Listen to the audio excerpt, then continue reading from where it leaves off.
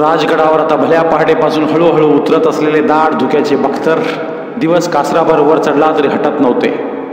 बाले किल्ल्यातील जान्हवीच्या आणि ब्रह्मदेवाच्या देवळातील घंटानाद त्या धुक्यात मुरून जात होते. धाराऊचे दूध आता शंभूबाळांना मानवले होते. त्यांनी बाळसे धरायला सुरुवात केली होती. राजांचा नियोग आपल्या पदराखाली पितो आहे या जाणीवेने कधी कधी धाराऊचा पाण्याचा उरलोट एवढा उफाळून येत होता की बाळराजांचे पोट भरले तरी तो ऊरबंद होत नव्हता. मग धाराऊ सारे वरकड दूध एक थेंबही खाली न सांडता पडक्यात टिपून घेत होती. लगलगा सईबाईंच्या हमामखान्यात जाऊन ते पडके पाण्याने खळाळून धुवून टाकत होती. तिची ती सारी धडपड बघून एकदा सईबाईंनी तिला विचारले, धाराबाई, एवढ्या लगीबिगीनं हमामखान्यात का जाणं होतं तुमचं? सरकार, अंगच्या दुधाला मुंगी डसू नये. मुंगी डसली तर दूध कमी होतं ना व. असा जाब धाराऊने मुखभर हसत दिला. तो ऐकताना सईबाई मात्र खिन्नपणे स्वतःशीच हसल्या. कसलीही मुंगी न डसताही दूध कमी होतं धाराबाई, असे त्यांना बोलावेसे वाटले त्यावेळी, पण त्यांनी ते आपल्या ओठातच ठेवले. या कशाचीच कल्पना नसलेल्या शंभूराजांच्या अंगावर मात्र कुणबी गुंची, हातात त्याच घाटाच्या मनगट्या, बिंदल्या आणि पायात तांब्याचे वाळे धाराऊने चढवले होते. गळ्यात गंडादोरा आणि दंडात ताईत बांधून टाकला होता. तिच्या मावळी भाबड्या मनाला वाटत होतं की राजांच्या या अंकुराला कुण्या पाप्याच्या बंद नजरेची काळी मुंगी कधी बी डसू नये. राजगडावरची चावरी थंडी सोसवेना म्हणून जिजाबाईंनी सईबाईंना गडपायथ्याच्या शिवापट्टणच्या महालात आणून ठेवले आणि खाशा जिजाबाई स्वयंभू शिवलिंगाचे दर्शन घेण्यासाठी प्रतापगडाकडे कूच झाल्या होत्या. मकर संक्रांतीपर्यंत आदिलशाहीच्या अंगावर काटा फुलवणारे शिवाजीराजे आता शिवापट्टणात आले होते. शिवापट्टण हे राजांच्या गुजराती पागेचे ठाणे. मुलुकगिरीत दस्त झालेली घोडी महम्मद सैस या नजर तयार अरबी घोडेबारख्याच्या ताब्यात इथे रुजू व्हायची. महम्मदचे धिप्पाड पोतदार त्यांच्या चौकावर आपल्या लोखंडी साच्यांचे डाग द्यायचे. या डागांनी उठवलेल्या निशाणीच्या खुणेमुळे हे घोडं शिवाजीराजांचं असं ओळखून यायचं. राजे शिवापट्टणात आले तेव्हा पागेत घोड्यांना डाग देणं चालू होतं. चौकावर डाग घेणारी घोडी विचित्र आवाजात विवळून किंकाळत होती, कारण हे आवाज नेहमीच्या किंकाळण्याचे नव्हते. राजांनी महम्मद सैसला सदरेला बोलावून घेतले. पागेच्या निगराणीचा कुल जाप्ता कसा आहे याचा करीना त्यांनी महम्मदाला विचारला. बोलो सैस, घोड़ों का हाल क्या है? जी हुजूर, करीबन सब कुछ ठीक है, लेकिन कुछ ऐबी घोड़े पागा में शरीक हुए हैं. मेरी अर्जी है वे बेचे जाए. महम्मदने जवाब दिला. राजांच्या तुफान मुलुकगिरीत हाती लागलेल्या घोड्यात खुराजवळ पांढऱ्या रंगाचे चट्टे असलेले काही ऐबी म्हणजे अपशकुनी घोडे होते. ते विकून टाकावेत असा सल्ला सैसने पेश केला होता. राजे क्षणभर विचारात पडले. मग एकदम प्रसन्न होऊन बोलले, नहीं सैस, हम घोड़े नहीं बेच सकते. एक तो भी जानकार समझकर ऐबी घोड़ा नहीं खरीदेगा. ऐसे ऐबी घोड़े हमारे नए हाशिमों को सवारी की आदत डालने के लिए हम रख देना. राजांनी मार्ग सुचविला. जी हुजूर, म्हणून सैस मागल्या पावली मागे हटू लागला. त्याची गर्दन वर येताच राजे छातीवरच्या माळेतील कवड्यावरून हात फिरवीत सैसला म्हणाले, और देखो सैस, भगवान की बनाई कोई वस्त हम ऐबी नहीं मानते. सदर कारभार उरकून राजे सईबाईंच्या महालात आले. महालात सखू, रानू, अंबा या तिघी बहिणी शंभूबाळांशी खेळण्यात रमल्या होत्या. बाळराजे ता ता करीत त्या तिघींच्या मेळ्यात पालथई पडून एकदम पुढे झेपावत होते. त्या तिघींपैकी जिचा आवाज ऐकू येईल तिच्याकडे बघून खिदळत होते. मध्येच थांबून बिछायतीवरचे रंगीत बुट्टे आपल्या चिमुकल्या बोटांनी बिछायतीतून बाहेर उकलून काढण्याची कोशिश करीत होते. त्यांचा खेळ पाहून सुकावलेले राजे हसत हसत पुढे आले. मुलींच्या रिंगणातून शंभूबाळांना त्यांनी वर उचलले, छातीशी जवळ केले. राजांच्याकडे पाहणारे शंभूबाळ गोंधळून गेले. क्षणभर त्यांची नजर राजांच्या कानात डुलणाऱ्या सोनेरी चौकड्यांकडे गेली. दुसऱ्या क्षणी त्यांनी राजांच्या हनवटीकडे वळलेल्या दाढीतील काही बटा आपल्या मुठीत पकडल्या आणि मूठ इकडे तिकडे 2 वेळा नाचवली. त्या नाचत्या मुठीबरोबर ताणल्या केसांच्या मुळातून एक अननुभूत वेदनेची कळ राजांच्या हनवटीतून साऱ्या अंगभर दौडली. कितीतरी दिवसांपासून अशी कळ आपल्याला हवीशी होती असे त्यांना वाटले. ते शंभूबाळांकडे दर्पणात पाहिल्यासारखे पाहू लागले. बाळराजांनी धाडी सोडली आणि राजांच्या कंठाजवळ बिलगलेल्या कवड्यांच्या माळेतील कवडी पकडताना ते ता ता म्हणून खिदळले. चिमटीतील कवडी तोंडात घालण्यासाठी धडपडू लागले. बहुत खूप, एक वार आमची पछाण नाही धरली तरी चालेल, पण आईच्या कवड्या कधीच विसरू नका. राजे स्वतःशीच बोलल्यासारखे बोलले. हळुवार हातांनी राजांनी सकूच्या हाती शंभूमाळांना दिले. देवाऱ्याजवळ हातात निरांजने घेऊन उभ्या असलेल्या सईबाईंच्याकडे त्यांची नजर गेली. सईबाई मंद हसत होत्या. तपकातील निरांजनाच्या ज्योतीसारख्या त्यांना हसताना पाहून राजांना आश्चर्य वाटले. त्यांच्याजवळ जात राजाने विचारले, हसताशा? सईबाई पुन्हा मंदशा हसल्या. शंभूबाळांनी राजांची दाढी मुठीत पकडली. त्यांना हसू येत होते. आजवर कुणाचाही हात त्यांनी राजांच्या दाढीला भिडलेला पाहिला नव्हता. पण हे राजांना कसे सांगावे तेच त्यांना कळेना. स्वारींचं येणं होतं तेवढंच आमचं हसणं. सईबाईने गनिमी कावा केला. राजांच्या कपाळी कुंकुम तिलक भरला. थरथरत्या हाताने त्यांच्या मुद्रेभोवती तपकातील ज्योती फिरवल्या. सईबाईंना पाहताना राजांना जाणवून गेले की शंभूबाळांनी चांगले अंग धरले आहे. तेवढेच सईबाईंनी आपले अंग टाकले आहे. बाळराजांचं उष्टावण होणं आहे. फलटणला दादासाहेबांना आवतन. सईबाईंचे बोल अर्धवटच राहिले. ते होईल. तुम्ही आता प्रतापगडाकडे जाण्याची तयारी ठेवा. तिथली हवा तुम्हास मानवेल. राजाने मनाच्या खोल कप्प्यातील सल बाहेर काढला. सईबाई एकदम गंभीर झाल्या. त्यांचे डोळे भरून आल्यागत झाले. हातातील निरांजनाच्या प्रकाशात ते राजांना दिसू नयेत म्हणून वळून त्यांनी वाकून देवाऱ्यासमोरच्या चंदनी पाटावर औक्षणाके तबट ठेवले. राजाने त्यांची कातरता हेरली. न राहून ते भाव भरल्या आवाजात म्हणाले, सई, दिल टाकू नका. आणि आत्म्यावरही हात फिरवणाऱ्या त्या थपथपत्या शब्दांनी सईबाईंचा बांध फुटला. घशातून हमसून येणारे हुंदके रोधण्याचा पराकाष्ठेचा यत्न करून हे थांबत नव्हते. विचित्र कंठ दाटल्या शब्दात त्या बोलल्या, आमचा भरोसा नाही. बाळांच्या मासाहेब धाराऊ, त्यांना त्यांच्या दुधासाठी स्वारींनी काही तैनात लावून द्यावी. त्या बोलांनी राजे सुन्न झाले. त्यांना काही बोलवत नव्हते. जीवनातील काही सत्तेच अशी असतात की त्यावर माणसाच्या वाणीचे भाष्य अपुरे पडते. येतो आम्ही म्हणत राजे वळले. चारी मुले खेळात रमली होती. महालाबाहेर पडलेल्या राजांच्या मनात सईबाईंच्या बोलाने दौड धरली होती. आता आमचा भरोसा नाही, भरोसा नाही. आणि कुठून तरी अगदी खोल दरीतून यावा तसा एक आवाज त्यांना ऐकू येऊ लागला. शैतान की बनाई सबसे ऐबी वस्त मौत है सैस. नेताजीराव, आबाजी महादेव, येसाजी कंक यांच्या संगती राजे राजगड चढू लागले. गडाच्या पाली दरवाजातून पालखी पार होताना नौबत दुडदुडली.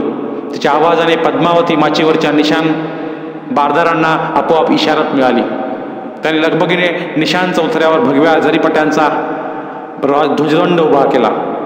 पालखीत बसूनच राजाने पद्मावती माचीवर आपली नजर जोडली होती. क्षणात त्यांना आभाळाच्या निळ्याशार टाक्यावर डुलणारा जरीपटक्याचा लहान भगवा राजहंस दिसू लागला. गड माथ्यावरचा फडफडणारा जरीपटका बघताना नेहमीच आपल्या छातीवरचा जामा काखेजवळ दाटत जातो असे राजांना वाटत आले होते. आत्ताही त्यांना तसेच वाटले. छातीजवळ उजव्या हातांची बोटे नेत त्यांनी गड माचीवर डुलणाऱ्या भगव्या राजहंसाला पालखीतून वंदन केले. गडावरच्या पद्मावती, संजीवनी आणि सुवेळा या तिन्ही माच्यावरून गेले 8 दिवस नवनव्या आसामी वाहत होत्या.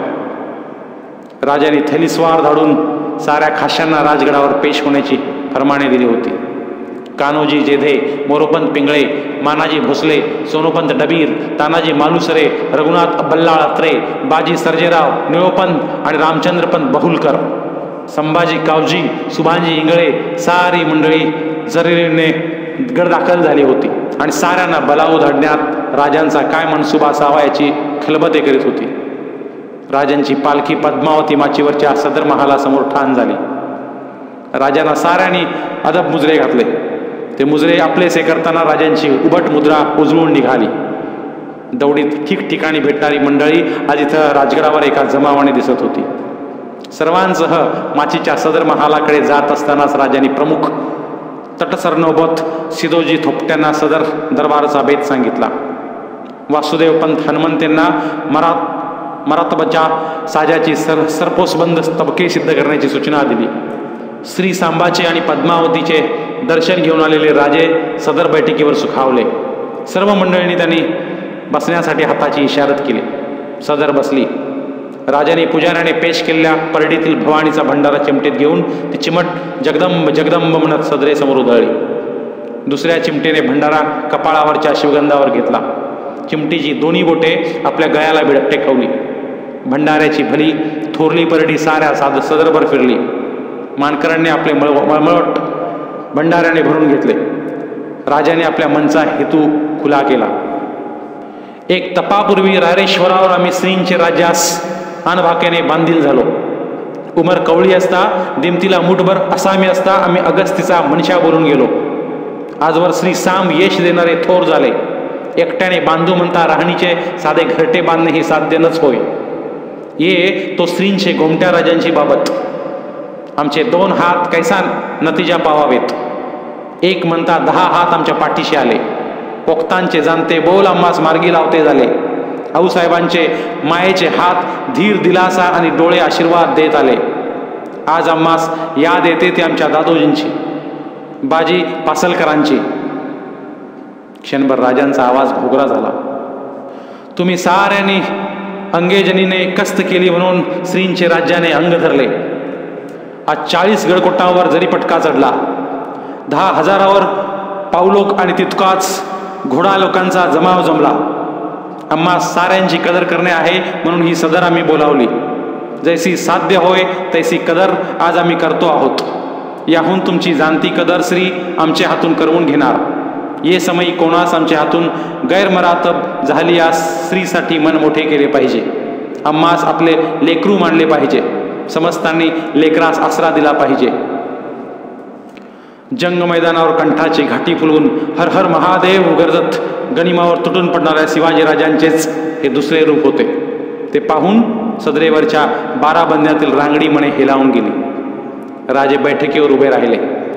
तलवारीच्या पात्यासारखे त्यांचे रक्त जागते बाकदार सतेज नाक नजर रोख खेचून घेत होते. राजांनी सदर बैठकीवर बसलेल्या नेताजीराव पालकरांना अभिमानाने साथ घातली. नेताजीराव आमच्या सामने या. नेताजीराव राजांच्या समोर आले. कमरेत वाकून त्यांनी राजांना मुजरा घातला. कारभारांनी हाती धरलेल्या तबकावरचा सरपोस दूर केला. तबकात रत्नजडित मुठीची म्यानबंद तलवार, तुरेवाली कंगणीदार भगवी पगडी, शुभ्र बाराबंदी आणि मान चोळणा होता. राजाने तबकातील तलवार उचलली. तिच्या फासबंदाची गाठ नेताजीरावांच्या कमरेभोवती बांधी ते तळपत्या डोळ्यांनी म्हणाले, सुभेदार नेताजी आजपासून श्रींच्या राज्याचे सरनौबत झाले. गहिवरलेले नेताजीराव राजांचे पाय शिवण्यासाठी वाकू लागले. झटकन त्यांचे खांदे आपल्या हाताने थोपवीत राजाने त्यांना वर घेतले. क्षणभर नेताजीरावांवर आपली सूर्यपेठ नजर जोडून राजाने प्रेमभराने त्यांना मिठी भरली. निळो सोंदेवांना मुजुमदारीची, आबाजी महादेवांना सुरनिशाची वस्त्रे राजाने अशीच बहाल केली. येसाजी कंकांना पायदळाचे सरनौबत म्हणून रत्नजडित तलवार बांधली. कुणाला चांदीचे तोडे, कुणाला कडे, कुणाला कट्यार, कुणाला तलवार अशी साऱ्यांच्या इमानी चाकरीची कदर राजाने केली. स्वतःसाठी गुणवंत आणि भोवतीच्या मंडळीसाठी गुणपारखी असा तो राजा होता. तो साऱ्यांची कदर करीत होता. पण सदरेवरचा त्यांचा एक एक बोल ऐकूनच सारे धन्य झाले होते. त्याच्या एका बोलासाठी जान कुर्बान करण्याची सर्वांची कमरबंद तयारी होती. कदर दरबार सरला. राजगडाच्या कारभाराने बैठकीवर बसलेल्या राजांच्या हाती त्यांच्या मुद्रेचा नुकताच सुगड बनवलेला नवा साचा दिला. राजांनी ती निरखायला सुरुवात केली. त्या अष्टकोणी मुद्रेवर उलट्या साचेबंदात कोरीव अक्षरे होती. प्रतिपचंद्रलेखेव वर्दी विष्णू विश्ववंदिता शाहुस्नो शिवेशय्या मुद्रा भद्राय राजते. ती चंद्ररेखेची मुद्रा पाहताना राजांना सईबाईंची याद आली. त्याने नवे मुजुमदार निळो सोनदेव यांना बैठकीजवळ बोलावून घेतले. दमगीर झाल्या आवाजात राजे त्यांना म्हणाले, मुजुमदार, आमच्या कबिल्याकडे कापूर होळाच्या गाड्यांची धाराऊ आहे. तिला सालीना 26 होन तैनात जोडून द्या. जातीनिशी तुम्ही ते होन पावते करीत चला. सदर उठली. राजे बैठकीवरून उठले आणि महालात गेले. आपल्या फर्जंद शंभूला दूध आई जोडून द्यावी लागली. त्या दूध आईला तैनात तोडून द्यावी लागली. या बाबींचा सल राजांच्या मनाला लागून राहिला. आता शंभू बाळ एक एक पाय टाकीत चालू लागले होते. जिजाबाईंनी त्यांच्या उष्टावणासाठी पलटणला हरकारा धाडून बाबा बयाजी निंबाळकरांना निरोप दिला. बजाजी शिवापट्टणात होते. शंभू बाळांचे ते मामा होते. बळजबरीने मुसलमान केलेल्या बजाजींना राजांनी पुन्हा शास्त्रभूत हिंदू करून घेतले होते. निंबाळकरांच्या महाजी या मुलाला सईबाईंची सखू ही थोरली मुलगी देऊन राजांनी त्यांना समाजात ठाव दिला होता. सखू लहान असल्यामुळे अजून माहेरीच होती. भाच्याचे उष्टावन आणि सुनेचे दर्शन या दोन्ही हेतूंनी बजाजी शिवापट्टणात दाखल झाले. ज्योतिषाकडून जिजाबाईंनी चांगल्या दिवसाचा मुहूर्त काढला. त्या दिवशी चंदनी पाटावर बसून बजाजींनी शंभूबाळांना आपल्या उजव्या मांडीवर घेतले. शेजारी जिजाबाई, सईबाई, धाराऊ आणि सारा राणी वसा होता. हातातील अंगठी काढून बजाजींनी चांदीच्या वाटीतील खिरीत ती बुडवली आणि त्या अंगठीने आपल्या भाच्याला खीर चाटवली. शंभूबाळांना सईबाईंच्या हाती देऊन पाटावरून ते उठले. ती खीर माखली अंगठी पाटावर मामाची भाच्याला उष्टावण्याची भेट म्हणून ठेवली. शंभूबाळ आता खाते झाले. जिथे बाकीचा हिसाबच नाही असे राजांच्या आणि सईबाईंच्या हयातीचे भोरे एकमेकांभोवती आजवर फिरले होते. आता सईबाईंचा भोवरा भेलकंडायला लागला होता. त्यांच्या पायातील भिंगरी सरत आल्यागत झाली. सईबाईंची तब्येत सुधारेना म्हणून राजाने जिजाऊंच्या मसलतीने त्यांना हवा फेरासाठी प्रतापगडावर हलवायचे ठरवले. संगती खाशा जिजाबाई जाणार होत्या. शंभूबाळ आता 1.5 वर्षाचे झाले होते. बोबड्या बोलात बोलू लागले होते. वाडाभर धावत होते. धाराऊंचा त्यांना लळा लागला. तिचे काही कुणबाऊ शब्द त्यांनी मावळी लकबीसह उचलले. राजांना ते आबा म्हणू लागले. सईबाईंना मा आणि आहू म्हणत बिलगू लागले. राजांच्या अजानुबाहूचे गुडघ्याखाली आलेल्या हाताचे बोट पकडून पुढे पुढे धावताना राजांना ओढ देऊ लागले.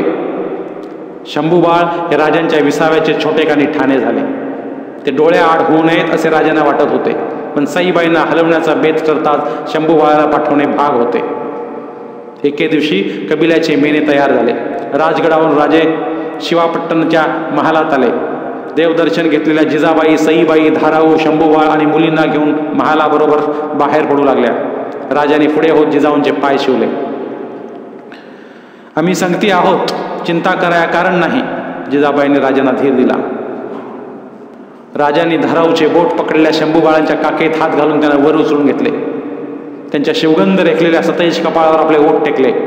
त्यांच्या चिमुकल्या पण निर्भीड डोळ्यात आपले डोळे घालून त्यांना हसत विचारले, शंभूबाळ, चालत चालत प्रतापगड चढाल?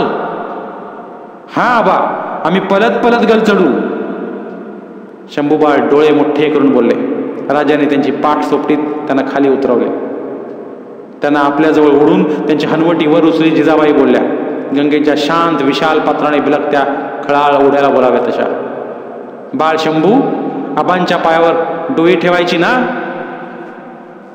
बाळराजांनी होकाराची मान डोलावली. जिजाबाईंना सोडून राजांच्या पायाजवळच्या फरसबंदीवर आपले चिमुकले गुडघे आणि हात टेकून वरच्या आकाशा एवढ्या उंच आबांकडे पाहत ते म्हणाले, आबा, आम्ही मुजला करतो, जय भवानी. आणि शंभूबाळांनी आपल्या कपाळावरचे शिवगंध राजांच्या पायांच्या सडक बोटावर टेकविले. त्या स्पर्शाने राजांचे क्षणभर डोळे मिटले गेले. कबिला मेनात बसला. भोयाने भुईपट सावरीत मेने उचलले. राजे कबिल्याबरोबर 4 पावले चालत गेले. मग जखडबंद पावलांनी खेळलेले राजे एकटाक नजरेने दूर जाणाऱ्या मेन्यांकडे पाहत राहिले. शंभूबाळाचे बोबडे बोल आठवताना ते स्वतःला म्हणत होते, केवढा आझान आणि लागवी पोर. तुम्हासाहेबांना बिलगून उभा राहिलेला पाहताना आमचे असणे आम्हीच हरवून गेलो आहोत असे आम्हास वाटते. जावळी खोऱ्यातील प्रतापगड नजर टप्प्यात आला. गडाच्या पायऱ्या चढताना हातातील थोपे टेकीत भोयांनी मेने सुखचाल केले. गडाच्या तटबांधकामात दर्शन दिलेल्या स्वयंभू शिवलिंगाचे स्थान आले. मोरोपिंतांनी त्या शिवलिंगावर आता डौलदार घुमटी उभारली होती. त्या घुमटीवर एक जाईचा वेल चौलक पसरला होता. जिजाबाई आणि सईबाई मेना उतार झाल्या. शंभूबाळांना घेऊन धाराऊ उतरली. सारी जण दर्शनासाठी घुमटीत गेले. सईबाईंनी त्या स्वयंभू समोर आपल्या शंभूला माथा टेकायला सांगितले. शिवलिंगाचे दर्शन घेताना सईबाईंचे डोळे क्षणभर मिटले गेले. शब्द नसलेल्या ज्या भाषेत हिंदू कुलस्त्री देवमूर्तीशी बोलते त्या भाषेत त्या बोलल्या, आमच्या स्वारींना उदंड यश द्या, आमच्या बाळांना जपा. भाव भरले डोळे उघडून समोरच्या शिवलिंगावरचे एक त्रिदळी बिल्वपत्र उचलून ते मळवट भरल्या कपाळाला लावताना कसा कुणास ठाऊक पण एक मजेदार विचार त्यांच्या मनात आला. हे त्रिदळ म्हणजे शंकर, पार्वती आणि त्यांचा बाळ गणपती असे खुणेचे तर नसेल? गड माथ्यावर येता सईबाईंना फार बरे वाटले. हा गड त्यांना आवडला. चौतर्फा निळसर हिरवागार मुलूख आणि त्याला बिलगलेले पिवळे ऊन डोळासुख देणारे होते. सामोरे येण्यासाठी आलेल्या मोरोपंत पेशवे आणि अर्जोजी यादव यांनी जिजाबाई आणि सईबाईंना अदब मुजरे घातले. प्रतापगडावर येणाऱ्या सईबाई या भोसले कुलीच्या पहिल्याच लेकरूवाळ्या राजश्री होत्या. मोरोपंतांनी त्यांसाठी त्यांच्यावरून सुवासिनी करून मोहरोकांचा सत्का उतरून घेतला. सासवडच्या हरबट ज्योतिषांचा चालता बोलता प्रतापी रुद्र शंभूबाळ प्रतापगडावर दाखल झाला. हवेसाठी कधी कधी सईबाई आणि धाराऊ शंभूबाळांना घेऊन तटावरून फेरफटका करीत. गडाभोवतीची घनदाट गचपनाची हिरवी झाडी बघताना सईबाईंना जाणवून येई केवढ्या औषधी वनस्पती ह्या झाडोऱ्यात लपल्या असतील. आम्हास मात्र एकही गुणकारी लाभत नाही. माणूस भरल्या समुद्रात असतं पण तहानेच्या समयास एक थेंब सुद्धा हाताशी येत नाही, तशीच ही गत. आताच्या सईबाईंचे मन कुठल्याच एक बाबीवर स्थिरावत नव्हते. गडमाथ्यावरच्या आभाळात तरंगणाऱ्या पाकोळीनं कारण नसता दिशा बदलून फिरकी घ्यावी तशी त्यांच्या मनाची गत झाली होती. जवळजवळ येणारे काहीतरी ते सुसू पाहत होते. दूर दूर जाणारे काहीतरी घट्ट पकडून ठेवण्याचा यत्न करीत होते. धाराव आणि शंभूबाळ मात्र आता एकमेकात रमले होते.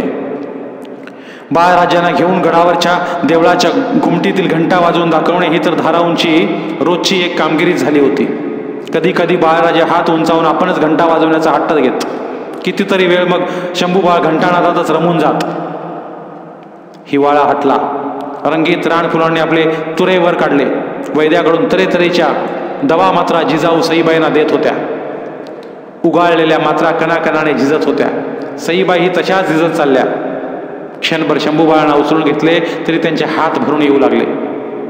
उन्हाळ्याच्या कोरड्या हवेने सईबाईंना थोडे बरे वाटले, पण अंग काही धरले नाही.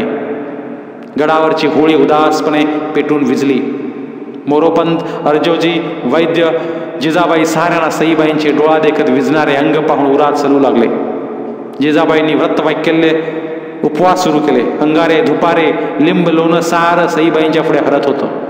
उन्हाळा सरत आला. वळीवाचे ढग एक दोन वेळा आभाळाच्या पाठीवर आपले कडकडणारे ओरडे ओढून त्यांच्या डोळ्यातून पाणी काढून गेले. मृग जवळ आला. आभाळाचा ऊर दाटून आला. पावसाच्या सरींची पहिली टिपरी प्रतापगडावर तडतडली. गडकऱ्याने गारठा कळवळला. घोंगावत त्याने झाडांच्या पानभऱ्या फांद्यांना उलटे पालटे करून टाकले. त्या वाऱ्यांच्या थंडगार बोचऱ्या दवडी अंगावर उतरताच सईबाईंच्या दुबळ्या कायावर सरसरून काठा तरारला. त्याने अंथरून धरले. राजगडाकडे सगळ्यांना खबर पोच झाली. सईबाईंनी सगळ्यांशी बोलणे टाकले. गडाच्या तटबंदीवर पाऊसधारा कोसळत होत्या. सईबाईंच्या मनात विचार लोट धावत होते. पाणथळावरील आपल्या लांबट घरट्याशी बया पक्षिणीने एकटेच किलबिलत बसावे तसे त्यांचे मन स्वतःच शिरून फक्त राजांच्या आठवणीशी बातचीत करू लागले. केवढ्या अवदंड आठवणी, मोहरून टाकणाऱ्या, शरमायला लावणाऱ्या, अभिमानाने ऊर भरून काढणाऱ्या, हुरहुर लावून हैराण करणाऱ्या, धावणीच्या घोड्याने पाठीवरच स्वार दूर न्यावा तशा दूर दूर नेणाऱ्या, तटबंदीवरून डोकावताना गरगरावे तशा भोवंडायला लावणाऱ्या, दह्याच्या कवड्यांसारख्या मधुर गोड, चिरागदानातल्या ज्योतीसारख्या सतई सुंदर, दरणी महालातल्या तख्तपोशीसारख्या निसूर निबर, घरभरणीच्या लवंडल्या मापासारख्या ओसणत्या उभार, हिंदकळणाऱ्या मोतीलगासारख्या स्थिर चंचल, भवानीच्या भंडाऱ्यासारख्या उदात मंगल. आठवणीच आठवणी. संकटांना एकमेकांची सावली पकडत चालण्याची उपजतच खोड असावी. सईबाईंच्या दुखण्याने निकराचा जोर धरला आहे ही खबर राजाने कळली. पाठोपाठ राजांना जेर धरून चढे घोड्यानिशी जिंदा या मुर्दा पेश करतो अशी कसम खाल्लेला आदिलशाही खान अफजल महम्मदाशाही फौजबंद होऊन विजापूरहून कूच झाल्याची खबरही त्यांना लागली. बड्या बेगमेने एका जुम्मा रोजाला बड्या मसलतीसाठी खास दरबार भरविला. दरबारात सिद्दी हिलाल, रुस्तुम जमा, अंकुश खान, मुसे खान, राजश्री नंबाजी भोसले, बाजी घोरपडे, झुंजाराव घाटगे, पैलवान खान, अब्दुल सय्यद सारे नेकदिल जंग बहादूर हात बांधून उभे होते. बेगमेची आग पाकड खाली गर्दना टाकून शर्मिंदे होऊन ते ऐकत होते. कोणीही तगडा दिल रुस्तुम बेगमेला तसल्ली द्यायला पुढे सरसावत नव्हता. तिचा शाही गुस्सा शब्दांना जाळून टाकीत उफाळला आणि चिडून ती गरजली, क्या इस दरबार में उस गद्दार दक्खन से लोहा लेने वाला कोई मर्द बाकी नहीं रहा? उस अजाजिल बगावतखोरों को अंजाम देने वाला अकाने दौलत कोई भी नहीं? बोलो, इस दरबार का मर्दाना चुड़िया पहने आया है क्या? लानत लानत है. बेगमेच्या निर्बर्सनेची ही भट्टी एका भटारियाला पेटावून गेली. कमरेच्या तेगीच्या मुठीवर हाताची मूठ आवळीत खानान अफजल खान पुढे सरसावला. या खालचा तलम रुजामा तुडवीत तो विड्याच्या तपकाजवळ आला. खामोश दरबारावर नफरतीची सक्त नजर फेकीत बेगमेला बंदगी घालून त्याने झटक्यात विडा उचलला. मैं उस नाचीज कुफ्र को घोड़े की सवारी ना तोड़ते ही जिंदा या मुर्दा दरबार पेश करता हूं हुजूर, या अली मेहरबान.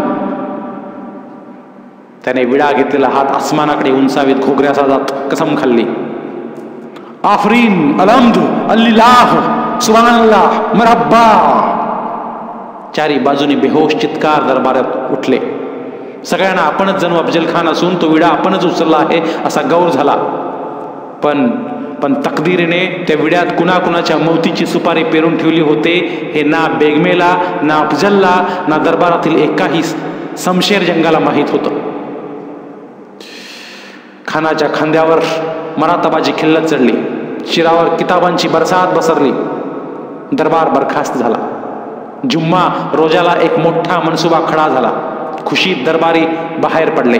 त्यांना माहीत नव्हते या जुम्म्याच्या पाठीमागे एक दख्खनी शनी लागला आहे आणि त्याचे नाव सिवा आहे. 20,000 हत्यारबंद कडवी फौज, 80-90 मोठ्या तोफा, 300 लहान तोफांचे खटारे, 1000 भर उंटांचा काफिला, 60-70 झुलते हत्ती असा दाबजोर लवाजमा खानाने बरोबर घेतला. निशाणाच्या हत्तीवर चांद तारा चढून अफजल खान महम्मदशाही निघाला. एका सूर्याला ग्रासण्यासाठी, बदशिकणी करण्यासाठी, शिवाजीचा कुप्र तोडण्यासाठी. अफजल म्हणजे सर्वात सुंदर, सबसे अच्छा. खरंच तो केवढा अच्छा होता.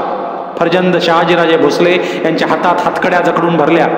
विजापुरातून यानेच त्यांची शर्मिंदी धिंड काढली होती. कनकगिरीच्या वेळात शिवाजीराजांच्या दादा महाराजांना, संभाजीराजांना दगा देऊन यानेच मरणाच्या दारात नेऊन सोडले होते. कस्तुरी रंगाला मैत्रीच्या भेटीसाठी बोलावून धोक्याने यानेच त्याच्या चिंधड्या उडवल्या होत्या. कल्याणीच्या वेळात शहाजादा औरंगजेबाला सही सलामत सोडल्याबद्दल सेनापती खान महमदाला मक्का दरवाजात कत्ल करण्याचा डाव यानेच रचला होता. असा हा सबसे अच्छा खान आता सबसे अच्छा काम करायला निघाला. सह्याद्रीच्या गुहेत हात घालून एका सिंहाची आयाळ धरून बाहेर खेचण्याची कसम खाऊन खान कसाही चालून आला तरी त्याचा तळ वाईला ठाण होणार हे राजाने हेरले. आता सईबाईंना प्रतापगडावर ठेवणे धोक्याचे होते. राजाने जिजाबाईंना निरोप धाडला. सारा कबिला प्रतापगडावरून राजगडाच्या पायथ्याशी शिवापट्टणला हलवण्याचा मनसुबा कळविला. सरत्या मृगाच्या सरी अंगावर घेतच भोयांनी जिजाबाई, सईबाई यांचे मेने प्रतापगडावरून खाली उतरवले. एका मेन्यात 2 वर्षांचे शंभूबाळ आणि धाराऊ बसली होती. आता शंभूबाळ चांगले बोलते झाले होते. आपल्या चौकस सवालांनी ते धाराऊला हैराण करीत होते. कपाळावरचं शिवगंध आडवच का? धारकरी आपल्या डाव्या बाजूलाच तलवार का बांधतो? भाल्याच्या एका टोकालाच पाते का? घोड्याच्या टप्पांनाच नाल का ठोकायचे? बिचाऱ्या धाराऊला त्यांच्या एकाही सवालाचा जाब देणे सुधरत नव्हते. तिच्या मुलांपैकी एकानेही तिला असे कधी एवढे हैराण केले नव्हते. मेण्याचे आड पडदे हटवून शंभूबाळ जावळी खोऱ्यातले डोंगर शिखरावरून कोसळणारे पाणलोट पाहण्यात गर्क झाले होते. त्या कोसळत्या पाणलोटांची त्यांना गंमत वाटत होती. त्या पाणलोटांना कोणी रोखू धजत नव्हते. त्यांचे अंतरंग सफेद होते. त्यांची गर्जनाखोरी घुमवून टाकणारी होती. झेप घेणे हाच त्यांचा गुण होता. शिवापट्टण हाकेच्या टप्प्यात आले. विशी बाहेर महादेवाच्या देवळात मेने ठाण झाले. राजांना शिवापट्टणच्या महालात वर्दी पुसली झाली. पावसाचे तुळक सर निचरता शिवाजीराजे घोड्यावर मांड ठेवून फिरंगोजी नरसाळा, नेताजी पालकर, संभाजी कावजी यांच्यासह जिजाबाईंना सामोरे जाण्यासाठी शिवालयात आले. जिजाबाईंचे पाय शिवून राजांनी देवदर्शन घेतले. जिजाऊ नेहमीसारख्या हसत राजांशी बोलल्या नाहीत. त्यांनी फक्त सईबाईंच्या मेन्याकडे हाताच्या बोटाने इशारत केली. जळावल्या पायाने मेन्याजवळ आत जात राजाने पडदा दूर केला. आतल्या मऊ बिछायतीवर त्यांच्या कैक आठवणींचा फक्त एक तगत्या जीवाचा सावळा सांगाडा होता. मिटल्या डोळ्यांच्या झिजल्या सईबाईंना पाहताना राजांचे निमुळते सूर्यपेट डोळे थिजून पाणगार झाले. लाल महालात घरभरणीचे माप लवंडून आलेल्या पोरवयाच्या अजान सईबाईंची मूर्ती त्यांच्या डोळ्यासमोर खडी झाली. केवढी साल गुजरली, किती वळणं मागं पडली. सई देवघरातील समयीसारखी सतत तेवत राहिली. आमची सावली पाहताना आपली याद सतत आम्हाला देत राहिली. मासाहेब कधी आम्हाला उपरोधानं बोलल्या तर ते ह्या आपल्या लेकीचं कड घेऊन प्रेमळ पत्नी, संयमी सून, राजस राणी, ममताळू माता, सुशिक स्त्री केवढ्या नात्यात सई वावरली. उरातून आलेला धागा धरून कोळीन चालते तशी आमच्याशी जखडल्या नात्याचा धागा धरून चालत आली. आमच्या डोळ्यांनी पाहिलेली सई हे सर्वात सुंदर स्वप्न. सुंदर स्वप्न कधी झिजत नसतं. मग असं का झालं, का झालं? असंख्य विचारांनी राजांचे मन भरून आले. तरळत्या डोळ्यासमोरचा मेना अंधूक व्हायला लागला. क्षणात ते मेन्यापासून मागे हटले. त्यांनी भोयांना इशारत केली. भोयांनी सईबाईचा मेना उचलला आणि ते दुडक्या चालणे शिवापट्टणाच्या महालाकडे चालू लागले. धाराऊ शंभूबाळांसह जिजाबाईंच्या शेजारी उभी होती. त्यांच्याजवळ जात राजाने शंभूबाळाला उचलून घेतले. शेजारीच उभ्या असलेल्या रानू आणि अंबा या लहान मुली आबा म्हणत राजांना बिलगल्या. आता सारा भार श्री सांबावर राजे. सगळे उपाय हरले. जिजाबाई न राहून राजांना बोलल्या, भार तर सारा श्री सांबावरच आहे आऊसाहेब, पण उपाय हरून चालणार नाही. आदिलशाहीचा अफजल 20,000ची फौज घेऊन आम्हाला जिंदा या मुर्दा दरबार पेश करण्याची शपथ खाऊन इकडे कूच झाला आहे. राजांचा आवाज घोगरला. अफजल 20,000ची फौज म्हणत जिजाबाई क्षणभर गप्पच झाल्या. पाऊस येतो तेव्हा केवढे पाणी पडते प्रतापगडावर आबा? शंभूबाळाने हात पसरून मध्येच खबर दिली. होय बाळराजे, पण ते सारे पाणी दर्या आपल्यात सामील करून घेतो. राजाने हसत हसत उत्तर दिले. कुठे असतो तो दर्या? तो फार दूरच्या टप्प्यावर असतो. तुम्ही प्रतापगडावरून इथे आलात त्याहून खूप दूर. राजांच्या मनात आता फक्त प्रतापगड घोळू लागला. तुळजापूरला राजांच्या कुलस्वामिनी जगदंबेच्या मंदिर आवाजात अभद्र घडून पंढरीच्या मराठी मुलखाच्या लोकदैवताला इजा देऊन अफजल खान शिरवळला डेरे दाखल झाला. वाटेत मलवडीला बजाजी निंबाळकरांना त्याने दस्त केले आणि तू शिवाजीचा फितवेखोर आहेस, नमखराम आहेस असा त्यांच्यावर आरोप करून तोफेच्या भांड्याला जकडबंद करून त्यांची आपल्या तळात धिंड काढली. राजाने खानाच्या गोटातील नाईकजी पांढरे यांची मध्यस्थी घालून 60,000 होणावर बजाजींची मुक्तता केली. खानाच्या हातचा आपल्या नातेसंबंधांचा कोलदंडा राजाने मोकळा करून घेतला. शिवाजी संतापून 12 मावळाच्या बसकणीतून सीधा चालून यावा यासाठी खानाने हे सारे डाव येता येता टाकून पाहिले, पण ते नतीजा पावले नाहीत. राजांना एकाकी पाडण्यासाठी त्यांच्या गोटातील आसामी फोडण्याचा धूर्त खोडा खानाने शेवटी आखला.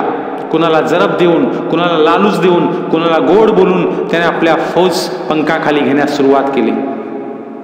गुंजन मावळचा देशमुख विठोजी सिलीमकर, उत्रोलीचे देशमुख खंडोजी आणि केदारजी खोपडे, मसवडचे माने, मसूरचे जगदाळे, मलवडीचे पांढरे, तानाजी कोकरे, रविराज ढोणे, दुलोजी शेडगे, काटे, धायगुडे, कैक मावळी पगड्या खानांच्या पायाखाली पायगड्या होऊन पडल्या. वाढत्या बळाने खान शिरवाळहून कूच झाला आणि वाईला येऊन ठाण झाला. वाईच्या काशीराव या आदिलशाही दियांत्रामाने खानाचे वेशी बाहेर येऊन स्वागत केले. कृष्णेच्या डोहात कालिया शिरला. काशीरावाने संगमेश्वराच्या गोमाजी हेळवाकराला खानासमोर पेश केले. गोमाजी संगमेश्वराच्या देश कुलकर्ण्यांचा दिवाण होता. कुलकर्ण्यांच्या वंशाला फक्त एकटी म्हातारी बाकी राहिली होती. तिचे वतन खानाच्या पाक हाताने आपल्या घशात टाकावे या पवित्र धार्मिक बेताने गोमाजी वाई यात्रेला आला होता. खानाने त्याची अर्जी एक अट घालून मंजूर केली. गोमाजी हेळवाकराने खानाच्या परतीच्या वाटेवर लागणाऱ्या नद्या 300 नावा पेरून ठेवायच्या. खानाने त्याबद्दल गोमाजीला संगमेश्वराचे देश कुलकर्णी पद द्यायचे. खानाची येण्याची सोय देशमुख सरदारांनी केलीच होती. जाण्याच्या सोयीचा विडा गोमाजीने उचलला. आता कंबक्त काफर सेवा बचावणे शक्य नव्हते, पण गोमाजीला आणि खुद्द खानालाही पत्ता नव्हता की खानाच्या परतीची वाट वेगळीच होती. आता राजांच्या बाजूचे 2च कदम पुराणे आणि बळजोर सरदार उभे होते. एक जावळी खोऱ्याचा बेला कड्यांचा मोर्चेबंद मुलूक आणि दुसरा 12 मावळातील कुणालाही त्रस्त न होणारा पावसाळा. खानाचा पाणलोट थोपवण्यासाठी पडत्या पावसात राजांना राजगड सोडणेच भाग होते. किल्लेश्वरीचे आणि भवानीचे दर्शन घेऊन राजे राजगडाची पद्मावती माची उतरू लागले. गडाच्या बंदस्तीसाठी फिरंगोजी नरसाळा, गोमाजी पाणसंबळ, सिदोजी थोपटे ही मंडळी मागे राहणार होती. राजांच्या संगती आपल्या वतनावर पाणी सोडून आलेले मनोजी जेधे, नातेबंधातले बाबाजी भोसले, बाळाजी सिलिमकर, नेताजीराव पालकर, येसाजी मोरोपंत, तानाजी संभाजी कावजी, सुभानजी इंगळे वगैरे मंडळी असणार होती. सारे गड उतरून शिवापटणात आले. राजे जिजाबाईंच्या दर्शनासाठी त्यांच्या गुजरातीच्या महालात गेले. जिजाबाई शंभूबाळांना काहीतरी समजावून सांगत होत्या. राजांना पाहताच त्या थांबल्या. शांतपणे चालत पुढे झाल्या. त्यांचे पाय शिवून राजे बोलले, मुलूकबंदीसाठी आम्ही निघतो आहोत मासाहेब. खान वाईला ठाण झाला. आम्ही प्रतापगड पकडावा म्हणतो. या, आता मागचा विचार धरू नका. दास्ताने असलेली मंडळी सोडू नका. सईबाई पडल्या नसत्या तर आम्ही सुद्धा खान बघण्यासाठी खासे आलो असतो. त्याचा एक हिसाब आमच्या मनी अजून बाकी आहे. जाताना सूनबाईंना भेटा. क्षणभर जिजाऊ थांबल्या. शंभूबाळ, आबांचे पाय शिवा. जिजाबाईंनी बाळराजांचा खांदा तोपटीत सांगितले. शंभूबाळाने राजांच्या पायावर डोके टेकले. त्यांचे खांदे पकडून त्यांना उठवून जवळ घेत राजांनी त्यांची पाठ हळूवार थोपटली. खान म्हणजे काय आबासाहेब? बाळराजांनी कपाळला आठ्या घालीत विचारले. त्या अचानक प्रश्नाचे काय उत्तर द्यावे ते राजांना सुचेना. जो दुसऱ्याला खायला टपलेला असतो पण ज्याला कुणीच खात नाही त्याला खान म्हणतात शंभूबाळ. जिजाबाईंनी राजांच्याकडे बघत उत्तर देता देता बाळराजांना आपल्या जवळ घेतले. येतो आम्ही. राजे घोगऱ्या स्वरात बोलले. या, औक्षवंत व्हा. जिजाऊंनी उजवा हात वर उचलला. जय भवानी. शंभूबाळांनी विसरून राहिलेला मुजऱ्याचा भाग पुरा केला. सईबाईंचा निरोप घेण्यासाठी राजे त्यांच्या महालात आले. महालातल्या मंचकाभोवती काजळी दाटली. चिरागदाने जळत होती. हळुवार पावलाडी मंचकाजवळ जाऊन राजांनी सईबाईंच्याकडे पाहिले. त्या डोळे मिटून पडल्या होत्या. त्यांची सावळी चर्या चिरागदानाच्या मंद प्रकाशात फिकट उदास दिसत होती. ऐकता, आम्ही निघालो. सईबाईंनी डोळे उघडावेत म्हणून राजे बोलले. त्यांच्या बोलांनी गाढ ग्लानीतून जागा व्हाव्या तशा सईबाई जाग्या झाल्या. त्यांनी हसण्याची कोशिश केली. बाळ भेटले? क्षीण आवाजात त्यांनी राजांना विचारले. हो भेटले. आऊसाहेबांच्या महाली आहेत म्हणत राजे मंचकावर टेकले. त्यांनी सईबाईंचा काष्टवत हात हळुवार आपल्या हातात घेतला. सईबाईंच्या हातातील सोन्याची कंकणे किणकिणत कोपराकडे घंगळली. त्यांचा हलका हात हातात घेताना राजांचे मन जडशीळ झाले. दोघांचेही बोल जबानीत जिरून गेले. काय बोलायचे, कसे बोलायचे? भाषा सरली होती. नुसते कड मात्र उरले होते. भोवती पेस दाटले होते. सई. राजाने घोगऱ्या स्वरात साथ घालताना त्यांचा हात थोपटला. कोंडी फुटली. शब्दलाटा वाहू लागल्या. असा दिल नाही टाकायचा. आमचा मार्ग आता ठरला. पायाशी कधी काही मागणं केलं नाही. हे पाय समोर असताना दुसरं काही मागायचं नाही सुधारलं. आता हे पाय नजरेसमोर राहतील असं दिसत नाही म्हणून एक मागणं घालावं असं वाटतं. बोलता बोलता सईबाईंना खोकल्याची उबळ आली. ते ओसरू देऊन राजे म्हणाले, कचदिल होऊ नका. म्हणे असेल ते साफ साफ बोला. तुम्ही बऱ्या होणार. बाळ राजांना आम्ही जन्म दिला, पण ओठभर दूध देण्यास आमचं आऊपण थिटं पडलं. आमची जागा घेण्यास कुणबी नसून धाराव आली म्हणून बोलावं असं वाटतं. सईबाई थांबल्या. क्षणभर त्यांनी पापण्या मिटल्या. त्यामागची काळी वर्तुळे राजांच्या उरात सल्ली. बोला सई, थांबू नका. राजांचा आवाज घोगरला. आमचे शंभू बाळ एकला जीव आज स्वारींच्या पदरात घातला. आता स्वारीच त्यांचे आऊ आणि आबा. हे एवढंच आमचं मागणं. सईबाईंनी भरले डोळे लपविण्यासाठी मान फिरवली. त्यांच्या मिटल्या डोळ्यातून सुटलेले पान थेंब मंचकावरच्या बिछायतीवर टपटप उघळले. सई, आम्ही बाळराजांना तुमच्यासाठी बांधील आहोत, चिंता करू नका, येऊ आम्ही, म्हणत राजाने सईबाईंचा हात बिछायतीवर हळूवार ठेवला. छातीवरच्या माळ्यातील कवड्या प्रचंड वजनदार झाल्याचा त्यांना भास झाला. पाठीवर धुळलोट घेऊन मुलखात दौडणारे राजे सईबाईंच्या दालनातून पाठीवर त्यांच्या डोळ्यातील पाणलोट घेऊन बाहेर पडले. शिवापट्टण सोडून राजांनी पुरंदर, तोरणा, मोहनगड, वर्धनगड, तुंग तिकोना या गडावरची जातीनिशी जाऊन कडेकोट मोर्चेबंदी उभी केली. कोसळत्या पावसात जावळी खोरे चौक्यात पहारांनी आवळून बंदिस्त करून राजे शहा मंडळीसह प्रतापगडावर आले. बाहेर गुंजन मावळा, कानंद खोरे आणि वेळखंड खोरे या मावळी मुलखाची पट्टी सरत्या पावसात भराला आली होती. गुंजवणी आणि कानंदी नद्यांच्या लाल पात्रांची बोटे सौभाग्य लेणे म्हणून तरी मळवटावर भरली होती. या मुलूक पट्टीला आहेव राहायचा खूप सोस. मळवट भरला असला की ती कैक मरणाना हसत हसत पदराच्या गाठीला बांधायला तयार. असेच एक मरण सईबाई राजगडावरच्या दरोणी महालात आपल्या पदराशी बांधण्यात गुंतल्या होत्या. त्यांच्या मंचकाभोवती जिजाऊ साहेब, राजांचा साऱ्या राण्यांचा राणी वसा, धाराऊ व सखू, रानू, अंबा या सईबाईंच्या मुली आणि 2.25 वर्षांचे शंभूबाळ दाटले होते. शंभूबाळांचा छोटेखानी हात आपल्या कृश हातात घेऊन सईबाई डोळे मिटून पडून होत्या. त्यांच्या कपाळभर आडवे माखलेले सौभाग्य लेण्यांचे कुंकू होते. ओठात धाराऊने ठेवलेले गंगाजलात नकलेले सावळे तुळशीपत्र होते.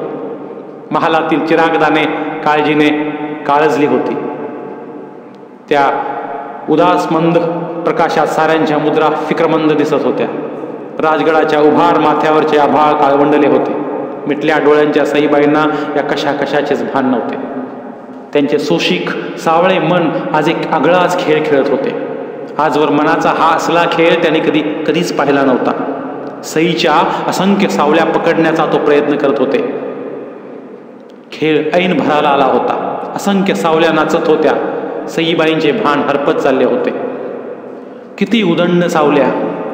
फलटणच्या मुधोजी बाबांच्या वाड्यातील परकरी सई, पुण्याच्या लाल महालात भोसल्यांची सुनबाई म्हणून आलेली बावरलेली सई, जिजाबाईंना आऊ म्हणून बिलगताना अगदी सहज त्यांची लेक झालेली सई, सईच्या नकळतच सईबाई झालेली सई, राजांच्या वाढत्या राणी वशाबरोबर थोरल्या अक्का झालेली सई, सखूच्या लग्नात सासूबाई झालेली सई, राजांचे मंत्री, सुभेदार, सरनौबत यांनी राणी सरकार म्हणून अदब मुजरे रुजू केलेली सई, राजांच्या पहिल्या वहिल्या बाळांची शंभूची आऊ झालेली कृतार्थ सई, किती किती म्हणून सावल्या सईबाईंच्या मिटल्या डोळ्यांना दिसत होत्या. पण त्यातले एक सुद्धा त्यांच्या हाताशी काही येत नव्हती.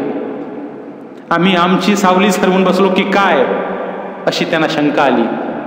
आपलं सगळं सईपण जीवाच्या निकराने एकवटून त्यांनी स्वतःला कणाकणात चाचपून पाहिलं. फक्त एकच सावली त्यांच्या हाताशी लागत होती.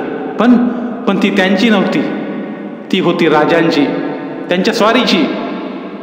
एका जागी क्षणभर सुद्धा न थांबणारी, सारखी धावणीची वारेजोड दौड घेणारी, सपळ न देता येणारी, येता येताच मोतीलगाचा एडदार तुरा हिंदोळावत पाठमोरी होणारी, डोळ्यांनी सारे सारे बोलणारी, त्यांचे सगळे सावळे पण आपलेसे करणारी, जगदंब जगदंब पुटपुटणारी. त्या सावलीचे शिवदर्शन होता सईबाईंचे उरले सुरले भाणी हरपले.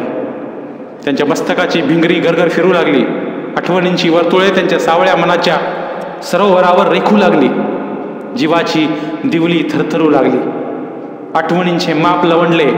राजांच्या छातीवर कधी माथा टेकताना त्यांच्या गळ्यातील कवड्यांच्या माळेला झालेला रोमांचकारी स्पर्श, स्फटिक शिवलिंगाची पूजा बांधणाऱ्या राजांच्या स्वारींचीच आपण पुढे होऊन पूजा बांधावी असा केलेला असलेला विचार, प्रतापगडावर शिवलिंगावरून उचललेल्या शंकर पार्वती आणि त्याचा बाळ गणपती यांच्या खुणेचे त्रिदली बिल्वपत्र, पोटरी फोडून नुकत्याच बाहेर आलेल्या आणि कणासारख्या वाटणारे आमचे शंभूबाळ, त्या सगळ्या आठवणी पार पलीकडच्या वाटत होत्या. त्या सावल्यांच्या आणि आठवणींच्या धुंदळीत त्यांना सई मात्र कुठेच दिसेनाशी झाली. दिसू लागला तो कपाळभर भरलेला मेन मळला, 2 बोटी आडवा रसरशीत मळवट, अहेवपणाचा शिवकर सौभाग्याचा.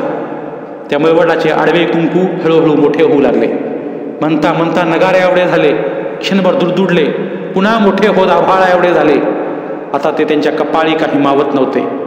सगळ्या सईबाई त्या आभाळा एवढ्या कुंकुवात कुठच्या कुठे विरून गेल्या होत्या. ते कुंकू स्वतःचीच निळ्या बोलीत बोलू लागले. आपण बोललेले आपणच ध्यान देऊन ऐकू लागले. गडावरच्या द्रोणी महालात उंबरट्या आड राहून आम्हास हवं तेव्हा स्वारींच्या पायाचं दर्शन घेणं होतं, म्हणून आम्ही हे रूप घेतलं. आता स्वारीचा घोडा आमच्या नजर टप्प्याआड कधीच नाही जाणार. 2 डोळ्यांनी खाशा संगती बोलणं मनभर झालं नाही, म्हणून आम्ही उभ्या आभाळाचे डोळे लेवून स्वारींना उरभर बघतो आहोत. आमचा एकला जीव शंभूबाळ पदरी टाकले. आता स्वारीस त्याच्या आबा आणि आऊ. कुंकुवाला कसलं आऊ, पण जमलं असतं तर शेवटचा म्हणून एकदा या कुंकुवाचाच मळवट आम्ही स्वारींच्या पायधुळीनं भरून घेतला असता. आपल्या आभाळा एवढ्या मळवटाच्या रसरशीत लाल कुंकुवात पुरती न्हावून निघालेली सतेज अशी राजांची रसरशीत तांबडी सावली फक्त सईबाईंना दिसू लागली. स्वारींचं हे असं रूप कधी नजरेला पडलंच नाही. आता सईबाई साहेब एक क्षणभरही थांबू शकत नव्हत्या. वेळ झाला तर ती रूपवैभवी चैतन्यलाल सावली हातची निसटेल. त्या नुसत्या शंकेनंच त्या थरथरल्या. त्यांच्या कृश पायात कसले तरी उदंड बळ संचारले. त्या खड्या झाल्या. त्या सावलीचे पाय धरून ठेवण्यासाठी सईबाई भरल्या मळवटाने इतमामात चालल्या. त्यांच्या ओठातील तुळशीपत्र त्यांना रोखण्यासाठी क्षणभर थरथरले. पण सईबाई साहेब गेल्या कायमच्या पार पलीकडे.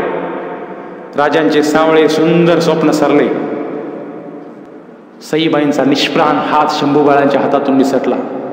तो मायाळू कृश हात मंचकावरच्या बिछायतीवर कसनुसा होऊन कोसळला. त्यांच्या होटातील तुळशीपत्र निसटून घनगळत त्यांच्या गळ्यातील मंगळसूत्रावर ओघळले. महालात एकच आक्रोश उठला. चिरागदानांच्या काजळल्या ज्योतीस फुरफुरून उरफुरीत थरथरल्या. भिंतीचे घडी उदकड शहारले. आऊ आऊ म्हणून भेदरट हाक घालीत शंभूबाळांनी सईबाईंचा पडला हात उचलून गदगद हलविला. सगळा राणीवसा मंचिकावर ओळांबून आक्रोशतो आहे हे पाहून भांबावलेले शंभूबाळ थोरले आऊ म्हणत जिजाबाईंना एकदम बिलगले.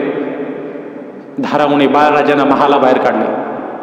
सरत्या पावसाला शिवाजीराजांचा भावगड ढासळला. एक मनाजोगा जमलेला मनसुबा वाहून गेला. मळवट भरल्या सईबाई नापरतीच्या मोहिमेला निघून गेल्या. सईबाईंनी राजगडावर देह ठेवला ही खबर ऐकताच पापण्या मिटून जगदंब जगदंब म्हणत अपार वेदनेने राजांनी छातीवर हात ठेवला. टाकोटाक ते प्रतापगडावरून राजगडी आले. त्यांच्या थोरल्या राणीच्या पेटत्या चित्तेबरोबर त्यांच्या एका सावळ्या भाऊक मनसुव्याची चिंता जळत होती. सईबाईच्या कैक रूपांच्या ज्वाला फरफरत होत्या. फर्जंद शिवाजीराजे भोसले त्यांच्या दहाने फरफळून निघत होते. तशा राजांच्या राणीवशात तर आणखी राणीसाहेब होत्या. पण सईबाईत त्यांच्या मनाचा दिल लगाव गुंतवा झाला होता. वीराला पहिल्याने कमरेला जडलेली तलवार आणि आपल्याबरोबर समोर बोहल्यावर चढलेली पहिली स्त्री विसरता येत नाही. शब्दांना संकोच आणि डोळ्यांना संवाद अशी राजांची आणि सईबाईंची खानदानी मर्मजोड होती. भक्कम ऐटदार गडाला फेर धरून वळणदार माची असावी तसा तो राजस नातेबंद होता. सईबाईंच्या जाण्याने राजगडावरचे देव नवरात्राच्या घटात बसण्याऐवजी सुतकात पडले. सालीना हसरा होणारा दसरा दुखरा झाला. बाजाजी मामांनी मायेनं जावळ उतरलेल्या शंभूबाळांच्या मस्तकाचे सईबाईंच्यासाठी मुंडन झाले. त्यांची पोरवयाची चर्या त्यामुळे पोरकी दिसू लागली. ती पाहून गलबलून आलेल्या जिजाऊंनी त्यांना निर्धाराने मायेने जवळ घेतले. आता जिजाऊंनीच त्यांची आऊ व्हायचे मनोमन ठरवून टाकले. भोसल्यांच्या तळा गेलेल्या साऱ्या तटबंदी सांधण्यासाठीच जिजाऊ त्या घराण्यात आल्या होत्या. मुंडन झालेल्या बाळ शंभूंना जवळ घेऊन राजा आपल्या महालात मंचकावर बसले. त्यांचा एक हात शंभूच्या पाठीवरून आणि दुसरा हात छातीवरच्या माळेतील कवड्यावरून फिरत होता. त्यांच्या मनाला एका बाजूने सईबाईंच्या आठवणींनी आणि दुसऱ्या बाजूने अफजल खानाच्या वाईतल्या तळाने वेध टाकला होता. आबा आऊ कुठे गेल्या? शंभूबाळाने राजांना विचारले. त्या सवालाने राजे थरथरले. त्यांच्याजवळ काही जबाब नव्हता. अत्यंत मायेने ते आपल्या बाळराजांचा खांदा थोपटू लागले. त्यांच्या मनात हरबट ज्योतिषबुवांचे बोल उसळी घेऊन उठले. पुराणांतरी रुद्र जसा आप्तगणांकडून फसला तसाच योग या कुंडलीत दिसतो. शंभूकडे बघताना राजांच्या मनाची घालमेल झाली. एक विचित्र विचार त्यांना चाटून गेला. उपजलात आणि धाराऊंचे दूध तुमच्या वाट्यास आले, पण हयातीच्या पहिल्या चालीलाच तुम्ही अब्दगडांकडून असे फसले जाल याचा अंदाज काही ज्योतिषांनाही आला नसेल. राजे बाळशंभूंचा खानदान नुसता थोपटीत होते आणि नुसते थोपटीतच राहिले. मराठी दौलतीच्या उरावर अफजल खानाचे भय वाईट दबा धरून बसले होते. खानाने पांढऱ्यांना शिरवळात, खराट्यांना करेच्या खोऱ्यात, जाधवांना सुपे परगण्यात, सिद्धी हिलालला पुणे प्रांतात आणि सैफ खानला तळ कोकणात पेरून राजांना जखडबंद करून टाकण्याचा कावेबाज डाव टाकला होता. ही तमाम कोंडी अंगावर घेऊन राजगडावरचं ठाणं ठेवणे हिसावी नव्हते. त्यासाठी खानाच्या वाईच्या तळाची बगल धरून दाटलेले जावळीचे कुबलखोरे राजांनी केव्हाच हेरून ठेवले होते. प्रसंग पडला तर त्या खोऱ्यातील प्रतापगडाच्या शिडीवरून मावळतीकडून त्यांना सिताब आणि सलामत कोकणपट्टीत उतरता येणे शक्य होते. रान सावजाची धडक त्याच्यापासून दूरच्या फासल्यावर राहून कधीच हुकवता येत नाही. त्यासाठी त्याच्या अंगलीटला घासूनच फूल भरावी लागते. राजाने वाईजवळ प्रतापगडाकडेच कूच व्हायचा मनसुबा घेतला. या बेतात आता पालट झाला असता तर तो केवळ मासाहेबांच्यामुळेच. नुकत्याच सुनबाई गेल्या असताना कुसव्यांची एकुलती एक यादगीर असलेल्या राजांना निरोपाच्या दही कवड्या जिजाबाई देतील काय? काय कल्लोळ माजले असेल त्या माऊलीच्या काळजात. थांबविण्यासाठी त्यांनी मायेचा पायगोवा घातला तर ते सारेच टाळण्यासाठी राजगड सोडताना आऊसाहेब भेटीसाठी न येत तसे करावे असा सल्ला खुद्द राजांनीच जिजाऊंच्या खाजगीच्या कारभारांना दिला. तो देताना त्यांचा हात गळ्यातील माळ्याच्या कवड्यावरून थरथरत फिरला. मनात विचारांच्या कवड्याने कितीतरी डाव टाकले. आणि जर खानाच्या मोहिमेतून परतीची वाट आम्हास नाहीच दिसली तर सईच्या जात्या पायांचे ठसे आम्हास पुढच्या दौडीचा माग देतील आणि मासाहेब आमच्या नावानं जगदंबेच्या भंडाऱ्याची चिमट शंभूबाळाच्या कपाळी भरून काशा स्त्रींच्या राजांची बेलरोटी उचलतील. भवानीनं तेवढं बळ त्यांच्या चिमटीत भरला आहे, पण आमचे शंभूबाळ तो भंडारा पेलतील. माते वेगळा पोरका दिसणारा अश्राप जीवतो. छे, भोसला आणि पोरका होणं नाही. आमच्या महाराज साहेबांना पोरपणीच घोड्यावर मांड घ्यावी लागली. आम्ही सुद्धा तसेच पुण्याच्या बरडच्या आगिरीत दाखल झालो. प्रसंग पडला तर त्याच वाटेवर शंभूबाळांना ही धावणी धरावी लागेल. एकदा उपजताना जगदंब म्हणून श्वास घेतला की भोसल्यांना तो हयातभर इमानाची संगत करतो. मग पोरके पण त्यांच्या वाटेला कधीच जात नाही. राजांनी मन बांधले. ज्या पंखाखाली मायेच्या उभाऱ्यात त्यांचा जीव पोचला तेच पंख कठोर मनाने दूर करणे भाग होते. त्याशिवाय निळ्या आभाळात भरारती झेप घेताच येत नाही. स्त्रींच्या राजांचे स्वप्न रेखताना मायेच्या नात्याचे सत्य डोळ्याआड सारावेच लागते. राजांना खाजगीची नाती नसतात. नाती नसणे हेच त्याचे दौलतीची नाते असते. राजांनी दौलतीची नाते निवडले. राजगड सोडण्याचा दिवस उजाडला. राजांनी स्नान आटोपून शिवलिंग पूजा बांधली. आपला महाल सोडून ते सदर चौकाकडे चालू लागले. राणी वशाच्या महालात त्यांच्या जाण्याचा मोहरा धरून महिरिपी आड उभ्या असलेल्या राण्या पटापट बाहेर येऊन त्यांची पायधूळ कपाळाला लावून संकोचून उभ्या राहिल्या. सईबाईंचा खाजगीचा महाल येताच राजांचे पाय त्यांच्या समोर क्षणभर घुटाळले. एक वार त्यांनी त्या रित्या महालावर नजर लावली आणि भरल्या मनाने झपाझप ते सदर चौकात आले. नेताजी, येसाजी, संभाजी, कावजी, सिधोजी थोपटे यांनी राजांना मुजरे घातले. सिधोजीराव, शंभूबाळ कुठे आहेत बघा. राजांनी आज्ञा केली. जी म्हणत सिधोजीराव सदरेहून धाराऊंच्या दालनाकडे निघून गेले. धाराऊ बाळराजांना घेऊन सिधोजीरावांच्या मागोमाग सदरेच्या उंबरट्यापर्यंत आले. खासे राजे सदरेवर असताना बाई माणसाने सदरेवर कसे जायचे म्हणून शंभूबाळांचा हात सोडून ती थांबली. पण ते कसले हट्टी. त्यांनी धाराऊंचा हात पुन्हा धरून त्यांना सदरेवर ओढायला सुरुवात केली. तो काकण भरला गोंदलेला हात पाहताच राजे म्हणाले, या धाराबाई, बालराजा ऐकणार नाहीत. जी म्हणत धाराऊ सदरेवर आले. शंभूबाळाने पुढे येत राजांच्या पायावर मस्तक ठेवले. त्यांच्या मुंडन केलेल्या मस्तकावरचा लहाना जिरेटोप घट्ट बसला होता. त्यावर एक हात ठेवून राजाने त्यांना दुसऱ्या हाताने हळवार वर उठवले. त्यांची हनवटी तर्जनीने वर उचलून वाकून राजाने त्यांच्या कपाळावरच्या शिवगंधावर आपले ओठ क्षणभर टेकवले. त्यांचे छोटे खांदे थोपटीत घोगऱ्या आवाजात राजे बोलले, बाळ शंभू, मासाहेबांना मुजरा करून आलात? जी आबा, तुम्ही गड उतरलात की आम्ही आभाळात जाणार.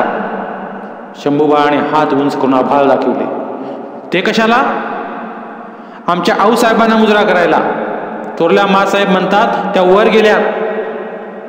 शंभूबाळांच्या बोलाने सारी सदर चरकली.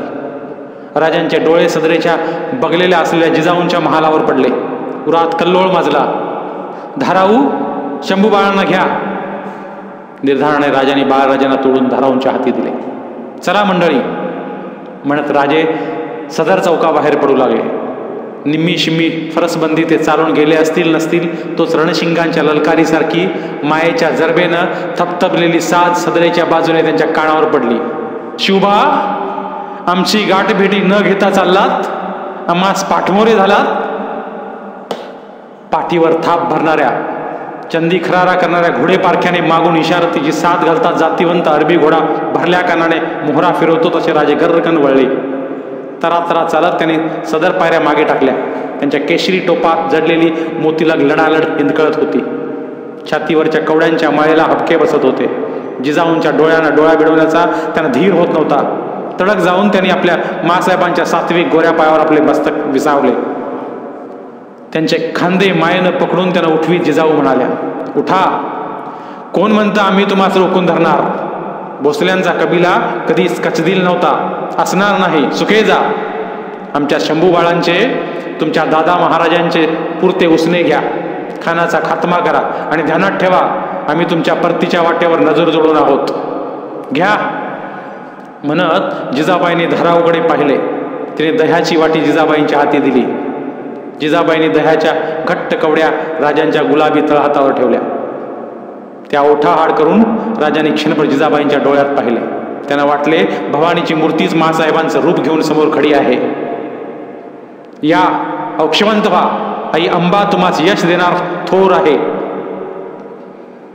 जिजाऊंनी राजांना आपले मिठीत घेतले. कसल्या तरी अज्ञात विजेने आपल्या उराचा भाता ठासून भरला जातो असे राजांना वाटले. येतो आम्ही म्हणत राजे मिठीतून मोकळे झाले. मासाहेब, शंभूबाळांना जपा. गोमाजी बाबा, फिरंगोजी बाबा, सिदोजीराव तुमच्या दिमतीला मागे ठेवतो आहोत. जय भवानी. शांत चालीने राजे आपल्या खाशा मंडळींसह सदर चौकाबाहेर पडले. राजगडाच्या बाले किल्ल्यावरून निघून पद्मावती माचीवर बाहेर पडणाऱ्या भुयाराच्या तोंडावर आले. 4 तगड्या मावळ्यांनी पुढे सरसावत त्या भुयारावरची भक्कम धोंड दूर हटवली. पेटत्या मशाली घेतलेले 2 मशालजी भुयारात उतरले. त्यांच्या पाठोपाठ छातीवर उजवा हात भिडवीत राजे उतरले. मशालींच्या प्रकाशात ते पद्मावती माचीकडे चालू लागले. त्यांच्या मनात कैक विचार दौडत घेत होते. आमच्या भोवती असंच भुयार आहे, खानाच्या बळजोर फौजेचं. असाच अंधार दबा धरून आहे, दगाबाज फितवेखोरांचा. एकच आधार आहे, मशालीचा, आई भवानीच्या आशीर्वादाचा. भुयार पार झाले. राजे पद्मावती माचीवर आले. त्यांनी मागे राहणाऱ्या मंडळींना बारीक सारीक सूचना केल्या. माचीवरच्या पद्मावती देवीचे दर्शन घेतले. निवडक आसामींसह ते माची सोडून पाली दरवाजाने गड पायथ्याशी आले.